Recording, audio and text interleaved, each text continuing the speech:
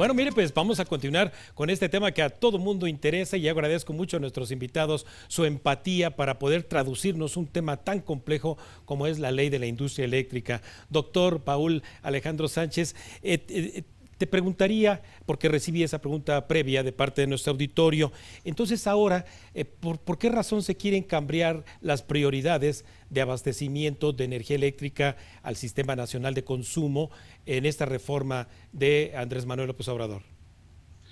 Raimundo, pues mira, la manera en que lo pongo yo de manera más sencilla es esta. Es un seguro que de alguna manera ve el gobierno para mantener y no hacer cambios en la empresa, en CFE. ¿Por qué digo esto? Porque incluso hasta la redacción lo dice tal cual, ¿no? Primero las hidroeléctricas, luego las demás plantas de CFE, luego solar y eólica privada y luego los ciclos combinados privados. ¿Y por qué digo esto? Porque el tema, y es una de las cosas que ha estado estableciendo esta iniciativa, es que CFE ha perdido terreno y por lo tanto ahora vamos a hacer que CFE vaya primero sin poner precio, es decir, que entre sin importar el costo y luego entren las demás. El problema de eso es que los precios de CFE suelen ser las más caras. El despacho que tenemos actualmente, como dijo Víctor, ordena de más barato a más caro. Y entonces muchas plantas de CFE que no han sido despachadas en los últimos meses, incluso años, es porque son más caras nominalmente por kilowatt hora producido. Te voy a dar un ejemplo. De Sí. 2018 a 2020, una de las, la fuente que más ha caído su generación en México es carbón. Es decir, como es más cara que las opciones disponibles, se ha desplomado la generación a carbón que teníamos en México y por eso salieron los primeros, antes incluso de que saliera esta iniciativa, salió CFE a decir que iban a generar más, que el SENACE les iba a dar prioridad y Sí. que incluso iban a comprar con precios de garantía el carbón en la zona carbonífera de Coahuila.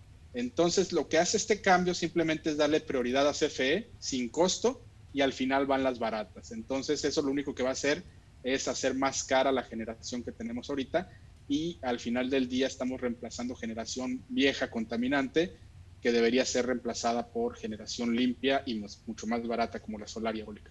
Vaya. Doctor Víctor Ramírez, ¿por qué escuchamos entonces en una de las justificaciones que la semana pasada dio la secretaria de Gobernación, Olga Sánchez Cordero, y también lo escuché de la jefa de gobierno, de que lo que se busca también con esta reforma a la ley de la industria eléctrica es que la intermitencia del suministro de energía esté asegurado? Ok, a lo que se refieren es que la intermitencia para ellos es un problema. Yo primero quisiera cambiar el nombre y no hablar más de intermitencia, sino hablar de variabilidad. Perfecto. La energía renovable es variable, no es intermitente. ¿A qué se refiere variable? Que obviamente cuando no tenemos sol no podemos generar con energía solar y cuando no hay viento no podemos generar con eólica. Eso sería necio negarlo. Sin embargo, la realidad es que los sistemas modernos eléctricos lo que hacen es recibir toda la eólica y la solar que tienen un costo de generación que tiende a cero, porque el viento y el sol no tienen ningún costo, y después usar las fuentes que utilizan algún tipo de combustible y usar las hidroeléctricas cuando se requiere para llenar y evitar que el costo o que se reciba además la generación por combustibles. Lo que dicen ellos, primero Olga Sánchez Cordero dijo que no se podía usar energía intermitente porque era riesgoso para la red. Después lo dijo un poco menos severo Claudio Sheinbaum, pero la realidad es que todo el mundo usa recursos variables, si le quieren llamar intermitentes es incorrecto, pero todo el mundo los usa y lo que hacemos es, cuando no tenemos estos, vamos compensando con otro tipo de cosas. Hay un punto muy importante que señalar y es que las plantas de CFE están empezando a tener más fallas que no se pueden predecir que la intermitencia de las renovables. ¿A qué me refiero? Podemos saber cuánto se va a generar en las siguientes 24, 48 y 72 horas de energía solar y eólica gracias a los sistemas que ya tenemos de predicción meteorológica. Pero no podemos saber si las plantas de CFE van a fallar dentro de 5 o 10 minutos por un asunto de mantenimiento inadecuado o simplemente de que la edad ya las hace fallar, ¿no? Y esto hace que lo que pretende el presidente, que es despachar antes esas, ponga todavía en más riesgo al sistema eléctrico nacional. Doctor Sánchez, incluso hace 3 semanas, 4 semanas, hubo un gran apagón y por ahí se quiso justificar la Comisión Federal de Electricidad diciendo que había sido por un incendio, pero puso en evidencia ese apagón la debilidad del sistema también de distribución monopólica que tiene la CFE. Híjole, más que poner en evidencia, digamos, una debilidad de fierros, desde mi punto de vista, de cables, de torres, puso en evidencia una debilidad sistemática de control y operación del sistema. ¿Y por qué me refiero a eso? Porque CFE no es el que tiene que salir a decir qué pasó, es el Centro Nacional de Control de Energía Eléctrica, que se llama CENACE, que es la autoridad.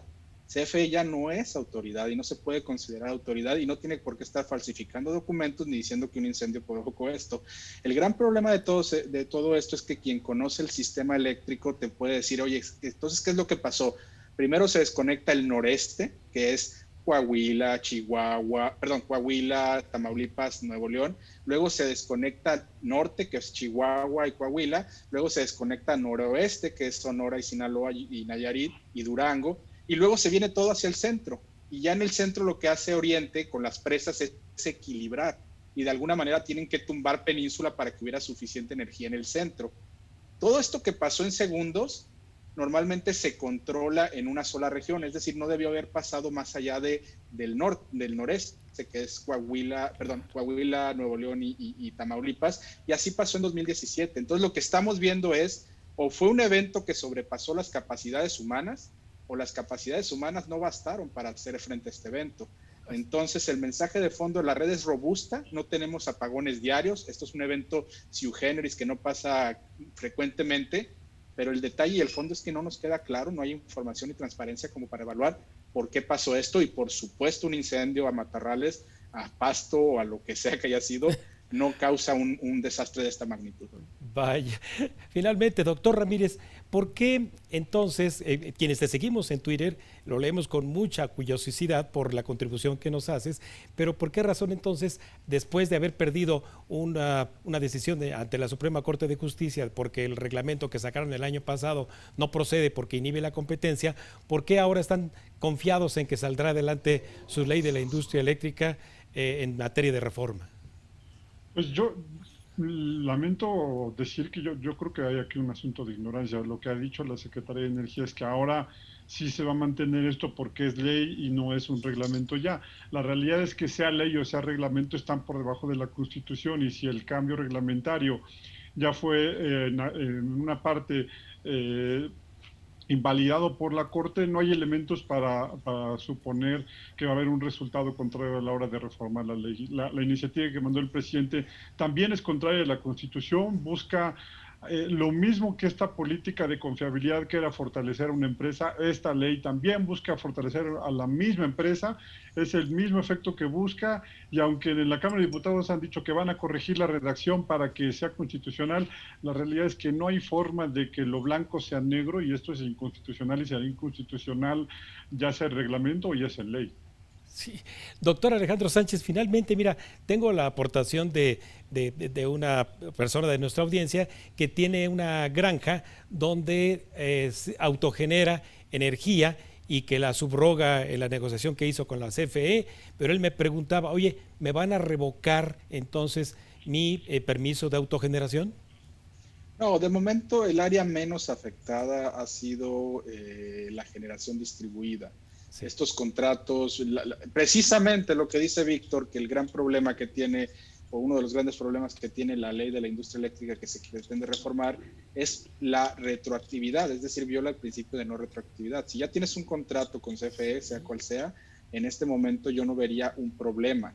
Tampoco veo un riesgo más allá del riesgo humano, es decir, de las trabas que quieran poner las propias gerencias de control. No veo un riesgo en quien quiera invertir, conectarse y hacer su trámite como normalmente lo haría.